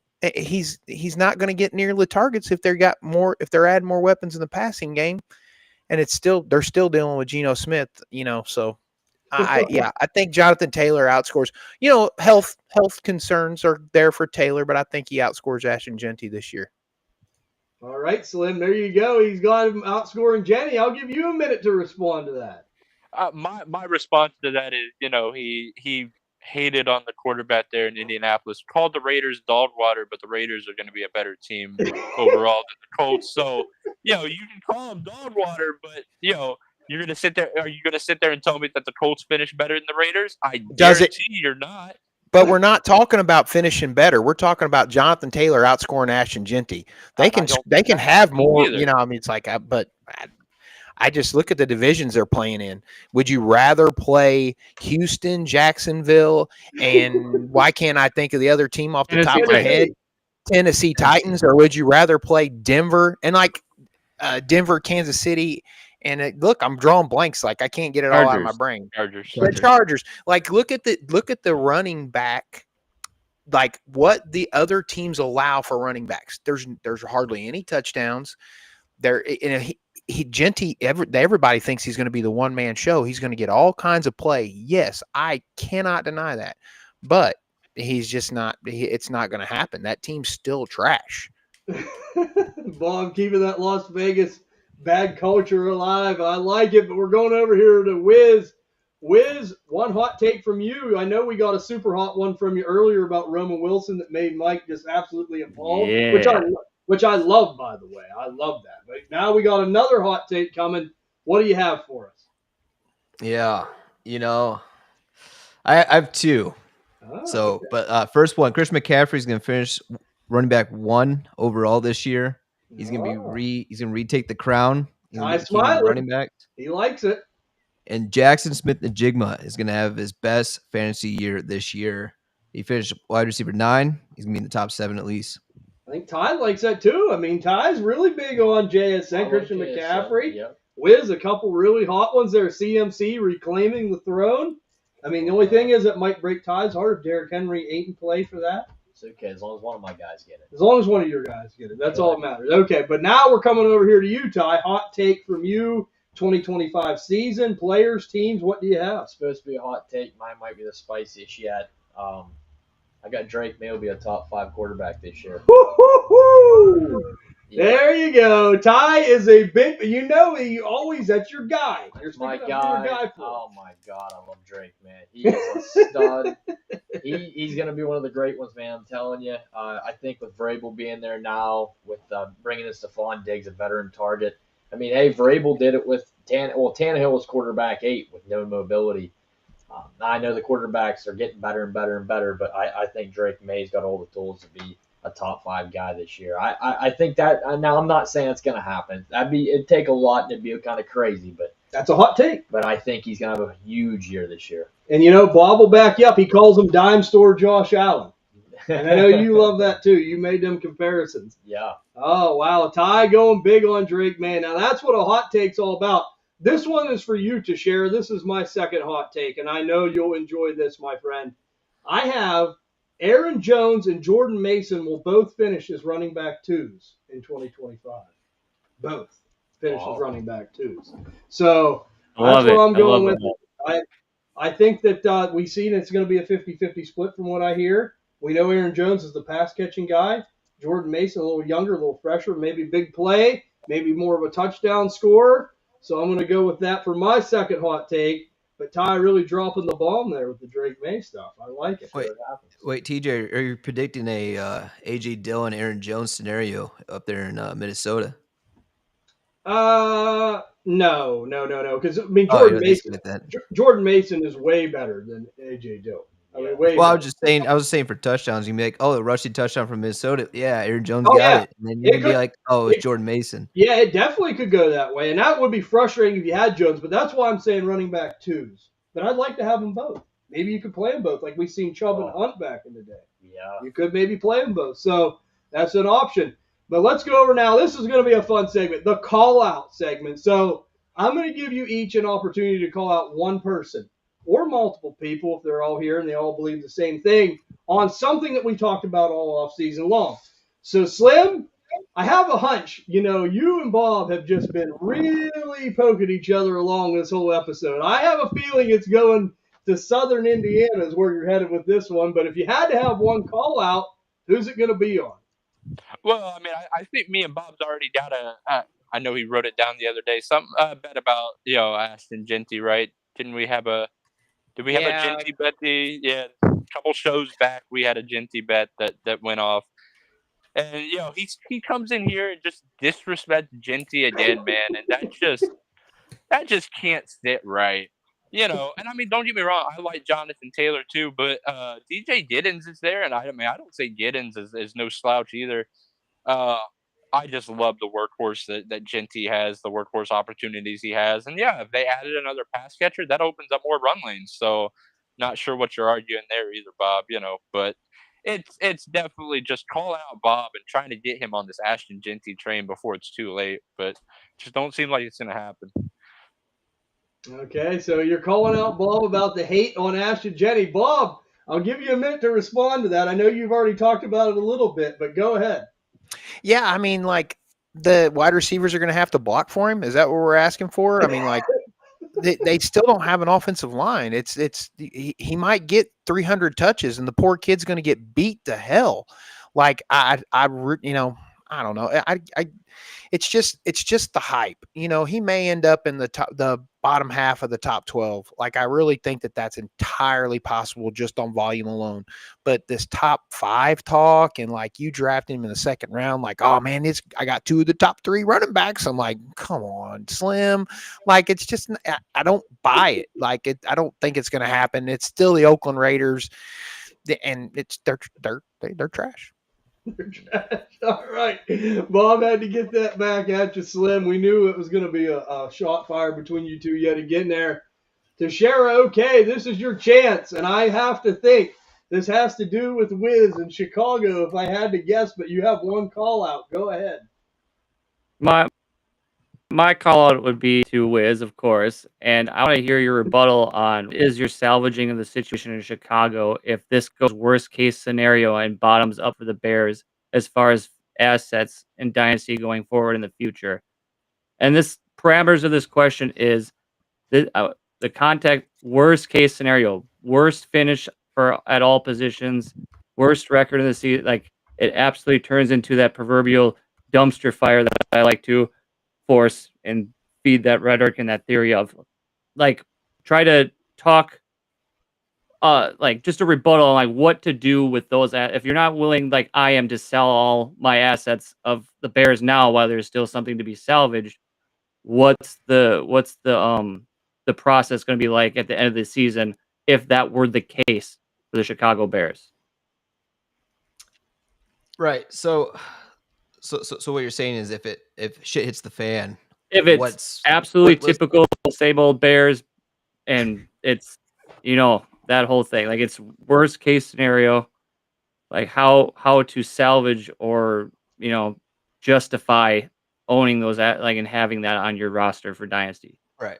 Okay. Yeah. So last year, right, when everyone's like Caleb Williams, mediocre year, right, even though his passing was real similar to Jaden Daniels. I think he had less interceptions than Jaden Daniels, but DJ Moore finished as wide receiver 16. Keenan Allen finished as wide receiver 34, and Roman Dunze finished 49. Right, that's supporting 3 guys. You got, that's not bad right there. And I think Cole Kmet, I think he was right outside he was outside of title 1, or he might have just barely cracked it. Which regardless doesn't matter, right?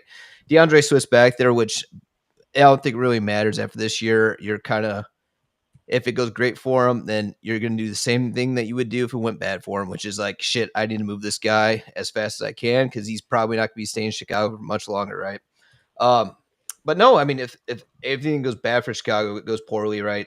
They need to move. Arlington Heights, they're making a bid for a new stadium. They need to get a little bit out of Chicago a little bit there. The Hallis family kind of has been destroying the team a lot, so I think that'd be a good way to go is petition to get the team sold. But you're missing one key guy here. Like Caleb Williams, right? I mean, like I said, nope. I thought what key guy? Ryan Poles. Well, he got signed to a contract, so he's stuck. He's stuck. Him and Ben Johnson are signed to the same length, so they're basically have a life sentence together. If they succeed, then they'll be best buds for a long time. If not, then they're both gonna have short-lived GM. Well, I guess Ryan Poles have a longer GM career than Ben Johnson had a head coaching career. But I mean, regardless, right? I mean, it's kind of designed there for them to be there to succeed, right? I think Ben Johnson, right? Ryan Poles has followed his lead. That's why they got Luther Bird, and that's why they went out there and got Colston Love when they drafted him a little bit higher than most people expected. I think it's gonna be light at the end of the tunnel after this year, right? I don't know if Bears will be outside the tunnel after everything I've been saying this whole off season. Most of the time, I'm just getting reactions of people because I think it's funny to say. But if the Bears have a winning record, right? I'm talking like 9-8. I think that's a win for the Bears this season, right? If they just barely miss the playoffs or they just crack it in there, right? I think that's big. Also, another big thing: if the Bears sweep the Packers this year, they have job security for at least 2 years.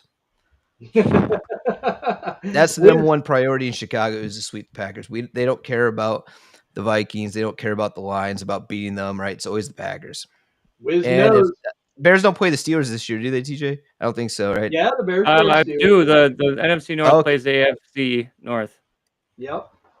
Do we? I thought we just played them. All right, well, regardless, they need to beat Pittsburgh as well. That's the other game right there for job security. Just because Aaron Rodgers. Probably enemy number 1 in Chicago still.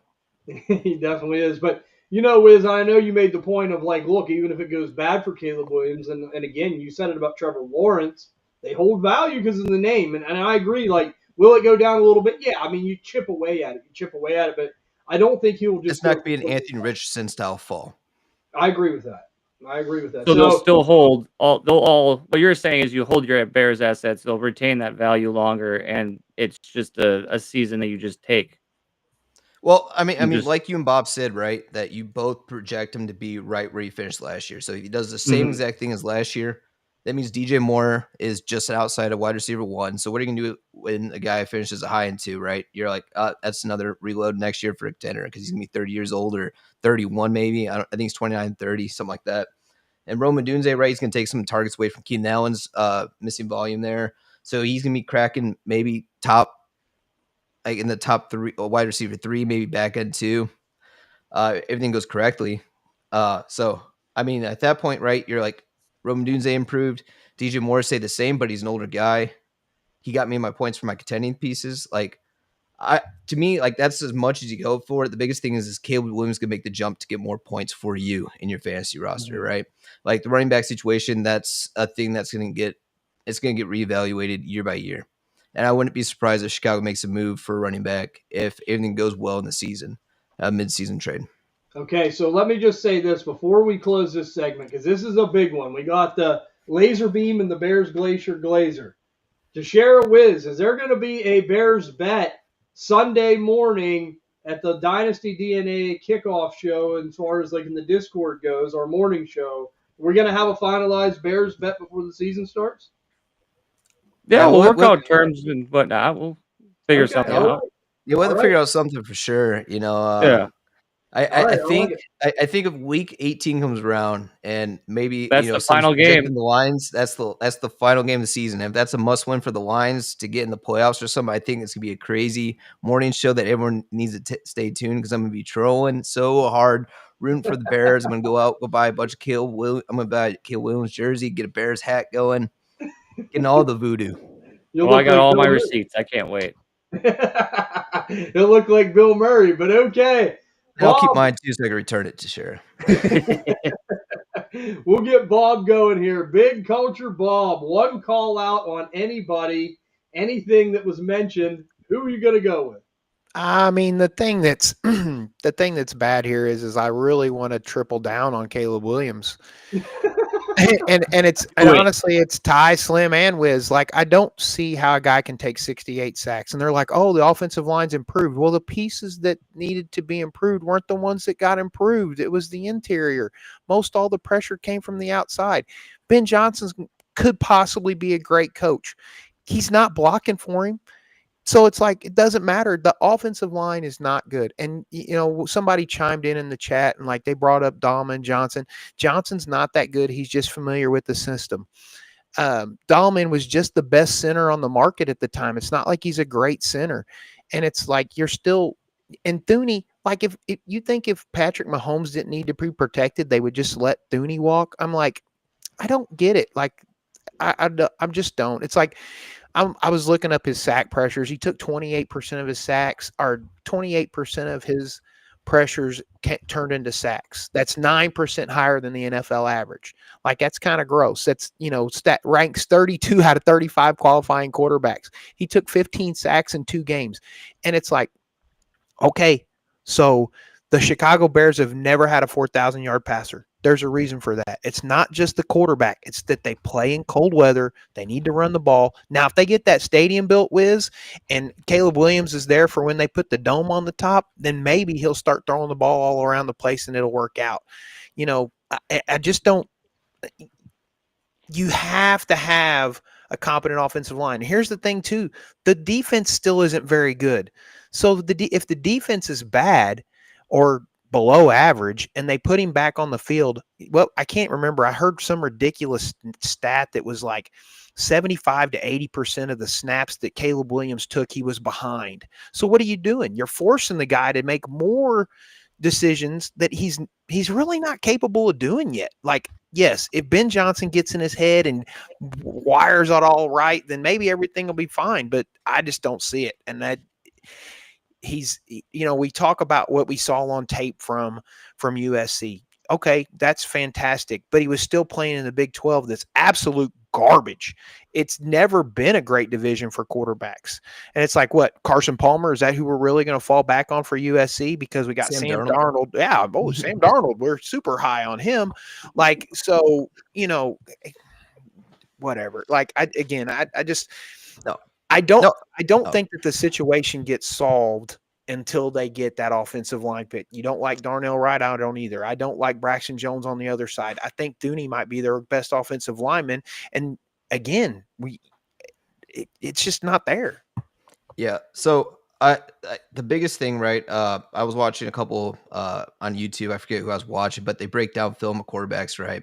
I don't think it was a quarterback university, but it might have, right? But regardless, Caleb Williams was doing this weird thing in the preseason that, when you take your steps and then you're supposed to throw once your foot hits the back, when your back foot hits, right? Yep. He would take like an extra half a step on some plays to do it. And the biggest thing, right, and then you kind of allude to, the reason why he got sacked so much is he held the ball for the 4th longest last year with 3.13 seconds. That was the 4th longest on average for a quarterback to hold the football. In the preseason, right, which granted, right, it's preseason, he held it for 2.89 was his average. So he cleaned up some of the extra taking half steps, right? So he's going to get the ball out slightly quicker, which on average is about 2.7 for a quarterback. So he's still a little bit above average on holding the ball, which you want to see him get it out quicker. But if that gets cleaned up, and that's a lot, that's mechanics also to work on, and that's a little bit harder to clean up, you know what I mean? But I get your points, Bob, and that's like a big concern, right? Especially when you don't have the best offensive line to be able to dance behind the pocket. And I just think the Bears are not doing what makes the Bears the Bears. the Bears need to they needed to have Derrick Henry and a solid run game, and that's what they need to do. That's why you have stupid people like Jay Cutler and Jim McMahon run your team. That's how you win Super Bowls in Chicago. You run the piss out of the ball in the cold weather. You don't go get you a Cadillac and you be like, hey, we're going to drive this caddy with, probably a bad thing. Let's say a Corvette with rear wheel drive. We'll take this rear wheel drive out here in the snow and be just spinning all over the place. Like Caleb Williams is not the guy for Chicago. He needs to go to someplace warm. I don't think that's a good point to make, right? I think Chicago needs to change their ways, though, because they've been so bad for so long. And I think whenever they took Caleb, that's what we finally said. On paper, they finally got their guy. Like, they finally got their franchise guy. There is some concerns, but, I mean, you do have to agree the offensive line has gotten a little better. Sure, it isn't fantastic. It's gotten a little better. And I think now with Ben Johnson, who's more of a winner, that's going to help him too. And Matt Eberflus being a guy in your corner that's really going to be beneficial. I think Ben Johnson will be more beneficial for him. I said Ben Johnson all off season. And then too, like Wiz made the point, like throwing the ball quick. Like we've seen a lot of quick throws with the Lions, a lot of misdirection. Like I think that's what Caleb Williams needs. Well, and I think a lot of the times too, he's playing hero ball last year. And Ben Johnson, I'm sure, will tell him not to play that. Well, he won't stand for it, I'm sure. I think he's got a little bit of a temper. Yeah. I mean, I mean that's going to where it comes down to, but we knew we had to get the Bears stuff in there. We had to get it in there. It's been brewing all off season. The hottest team this year to talk about. Yeah, absolutely. And it's brewing, and Wiz has been a big festerer of the brewing. So, Wiz, now you get your take here as far as what's your call out, who you calling out here, and why. Yeah, well, I would do one, but Mike was too scared to show up. It was going to be about how he was talking all this shit about when I said Austin Eckler is a buy for a 4th-round pick, but he's not here to defend himself besides in YouTube comments, but we would want to wait 30 seconds for him to keyboard warrior it out. So, but no, Slim, this is going over to you in that you are still somehow on the Kyle Pitts fucking bandwagon. Why? This thing crashed. Flipped over on the interstate, and the firefighters all rushed in there, pulled everyone out, and you're like, "No, I'm going back, fucking in this fucking van." Like, what are you doing? Get out while you still can. I mean, okay, so like, I get your point, right? But at this point, getting out at this point, what is the point in getting out, right? Like, we already drove down the cliff, flipped over a couple times, caught on fire, blew up. Like, I'm still in there. So at this point, what? I'm going to sell him for Pat Fryermuth and like 23rd? Yes, you should sell him for Pat Fryermuth and a 3rd. No, I'm going to hold and see if he goes somewhere else. The value's not there anymore. Like, I get it. Like, if I could have got off of him right after that rookie season, then that's probably the best time to do it. But at this point, there's no point in trading away Kyle Pitts. There's no point in doing it. Okay, did you trade? Okay, we'll just do. We got some players here. Thanks to KTC. This is kind of his value. All right. Who would trade Khalil Shakir straight up for Kyle Pitts right now? Just show of hands. Here. Yeah. All right. Well, TJ and Ty are trying to figure out technology there. Yeah. Or what about a 27-second? A random 27-second. There's Mike. 27. Oh, he's coming in. He's here to defend himself. I heard you talk. I heard you talking shit. And now you're talking about selling Khalil Shakir for Kyle Pitts. You're a schmuck. No, we're selling Kyle Pitts to acquire Khalil Shakir. You misheard. Oh, all right. Well, yeah. Everybody hates Pitts. Show of hands. That's all right. That's okay. Because let me tell you, if Kyle Pitts can have a resurgence in his career, I'm gonna like the only smart one on this board. Okay. If ifs and buts were candy and nuts, it'd be Christmas all the time. At some point, when I trade Kyle Pitts for a 1st-round pick, I'm gonna make sure you guys never live it down. Okay. Oh man, if I lose out on a 1st-round pick instead of just cash out for a 2nd now, dude. Whoa. I raised my hand for that one though. Like if somebody's but nobody's who's offering a 27-second for Kyle Pitts. Smart people are not. If somebody's sending that to me, I'll take it. But no one's going out of their way about Kyle Pitts, Slim. That's the problem. You have to do all the legwork to get rid of him. So let me say this. Mike has chimed in. Mike, if you got let's get him in here. You got a call out or something, you go right ahead. I mean, I don't really have one currently. I kind of got it out earlier, but the fact that Wiz wants to bring up his Austin Eckler conversation is quite crazy because it's just the luckiest thing that it kind of happened because Brian Robinson got traded, and honestly, he's not out snapping Bill Krosky Merritt, and Chris Rodriguez is probably going to be good. So I'm not buying into Austin Eckler either. I gave your credit for it a couple days ago. I ain't doing that shit again.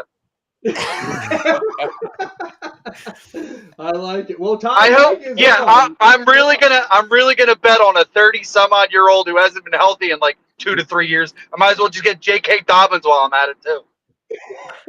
Well, Mike is on, Ty, really quickly. Now he called you out earlier on Cam Ward a little bit. Yeah. So now you have your opportunity. Now he's talking trash on Austin Eckler, who's in the clubhouse. Yeah. What do you got to say about that? Well, special teamer himself, Marvin Mims.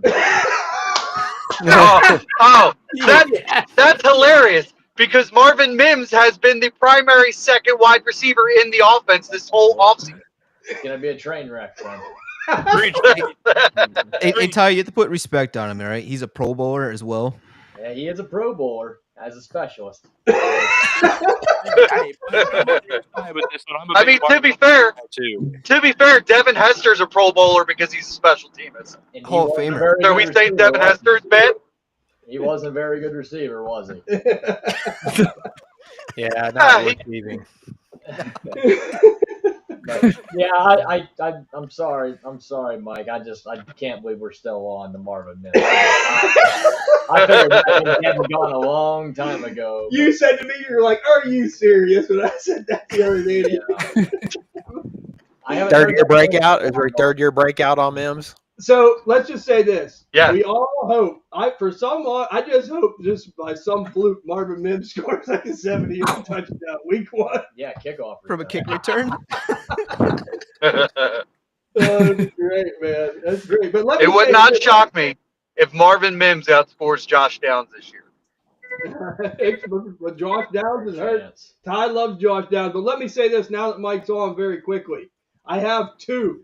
And I'm calling out Mike and Wiz first because all the times that I've had to hear the hatred and the disgusting comments and the spew of Michael Pittman from them 2.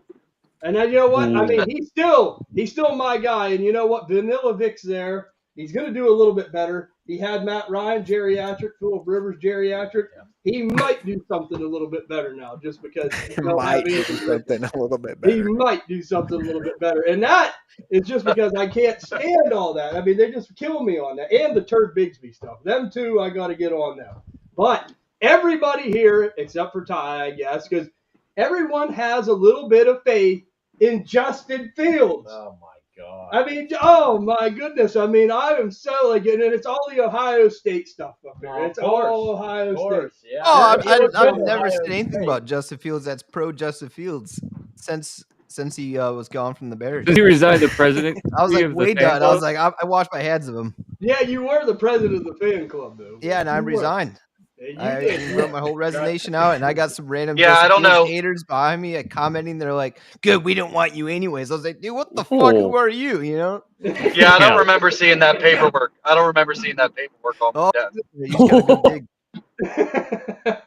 So let's just really quickly, the last segment, Super Bowl prediction. Very fast, Slim. Super Bowl prediction for 2025 NFL season. Don't tell me you have Seattle in there. Please. Well, I mean, I'd love to be a homer, you know. If it was Seattle, you got to have one prediction with Seattle in it, right? Right. Yeah, I got to. That prediction would be Seattle, Baltimore. What I think will happen would be Washington, Baltimore. That's mine. Okay, Washington, Baltimore, more realistic for Slim. Teixeira. You're rocking the blue and silver. I have an idea of which team you're putting in there. What team is going to be in the Super Bowl from the NFC and what team from the AFC?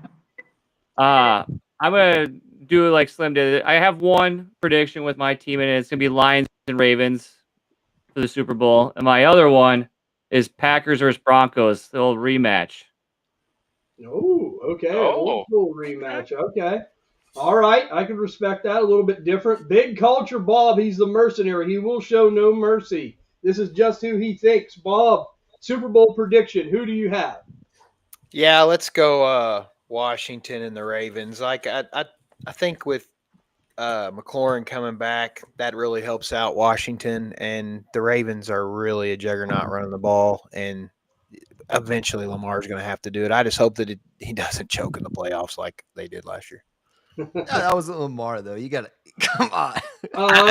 It doesn't matter. I mean, like, Well, the whole team chokes. I mean, I know, I understand. In his lap. You know, yeah, but it's like, wasn't that the 2-point conversion? Like the whole team screwed it up. You know what I mean? It's you always associate the quarterback as the guy of the team. Blah blah blah. Like, I shouldn't have said Lamar Jackson. Well, I say this. I tell Wiz this all the time. He's got a John Harbaugh problem, like we have a Mike Tomlin problem. God! I mean, that's where we're at. But Wiz, okay. I mean, I know you're going to be taking Baltimore as well. Who do you have? Yeah, I mean, it's obviously Baltimore Ravens, right? And we have to make it there eventually. And if you ain't cheap, you ain't trying. So if we're gonna go pull another Harbaugh brother trick and start copying some plays down. But no, I'm surprised no one else has said this. But the Eagles, okay, Ravens Eagles, it's gonna be a bird. It's gonna be a bird bowl. Oh, birds. Okay, Ty. Super Bowl. That's who I have, but I have Eagles over Ravens. Ah, the fly Eagles fly. I mean, that's a given. So let me say this: even for Derrick Henry to win a Super Bowl, Ty. Yeah, come on now. He's gonna get a movie. I love Derrick Henry, but fuck the Ravens. All right. What if he's Super Bowl MVP? No. What's that? Is he Super Bowl MVP? What if he's Super Bowl MVP, Derrick Henry? Can you win Super Bowl MVP and not win? Yeah, all right. Like hockey? Yeah. All right. So now it's up to me. Yep. And I believe last year I did predict the Chiefs and the Eagles to go. So this year I'm going to say it's going to be the Lions and the Buffalo Bills. Wow. In the Super Bowl. So I'm going to go with a blue-collar Super Bowl where I could be happy because my team ain't in it. I could cheer and be happy for both teams. Yeah. Either team that wins. Yeah. Either team. Yeah, absolutely. Get a first-time winner in there. That's what we want to see. But, man, this has been a great episode. Appreciate all the support. This has been a fun time this Sunday. Like I said, we're a week away from the NFL season. As I mentioned, guys, there's a lot of great stuff coming to the Dynasty DNA Network. I know that Slim's going to start the Dynasty DNA TikTok channel. We're also going to be having the Hutchinson Huddle, the DFS stuff. He's going to be doing that over there. You're going to have Stardom Sit-'em Saturday coming back. We're going to be bringing you that. You're also going to have the Dynasty DNA Deep Dive, the Triple Threat Podcast, and From Whistle to Whistle. We'll be with you all season long. The Dynasty DNA Discord channel, guys, it's absolutely free. You got to get over there and join it. We do the Dynasty DNA morning shows. It's usually myself, Slim, and Wiz host it, and with all the group of guys we have now, there's probably going to be more people in there. But we're going to be talking bets, we're going to be talking start sits, we're going to be talking trade advice, all that stuff, man. We do it from like 11 to 1 o'clock. We're live in there helping you guys. That's what we try to do. We want to see you win. It's absolutely free. You can join. We'd love to have you. Go to our Twitter page at DynastyDNA_. At the top of the page, there's a link in the description. You click on that link, and you're in. And you have access to all of us, and it's a great time. And there's other great minds in there, too, and great people. Just a nice place to meet some friends. You got to get over there. Follow us on Twitter at DynastyDNA_. Check us out on Spotify, Apple Pod, Stitcher, Amazon, all the big podcasting platforms, as I mentioned. And I got to mention everybody here. It's been an awesome offseason. These guys make the network. I mean, I have the best team around me. You want to talk about a good offensive line and a good skill positions? We got it all here at Dynasty DNA. We are loaded. So I appreciate these guys, all their hard work. As we go into the season, we're going to improve it. It's going to keep getting better. You guys are the best. I know I speak for all these guys on the panel when we say we hope you enjoy your Labor Day weekend, what's left of it, and we will see you all on the next episode of any show here on the Dynasty DNA Podcasting Network. All right, you can close her out. See ya. Bye. Bye.